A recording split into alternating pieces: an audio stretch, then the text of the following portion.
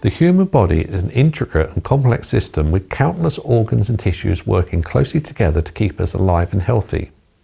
One of the lesser known organs is the spleen, which plays a vital role in our immune system and overall health.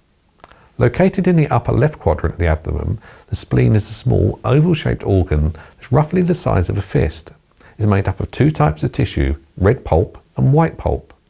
The red pulp is responsible for filtering out old and damaged red blood cells from the body, while the white pulp contains immune cells which help fight off infections and other foreign invaders.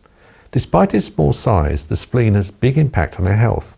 One of its most important functions is to produce and store white blood cells, which are essential for fighting off infections and disease. The spleen also helps to remove harmful toxins and bacteria from our bloodstream, keeping the blood clean and healthy. So what happens when something goes wrong with the spleen?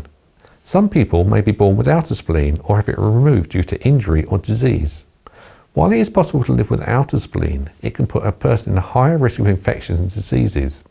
Without a spleen, the body is less able to fight off harmful bacteria and viruses, making it easier for infections to take hold. In some cases, the spleen itself may become diseased.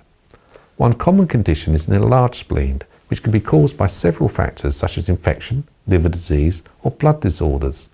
An enlarged spleen can cause a range of symptoms including pain, tiredness, and a feeling of fullness in the abdomen.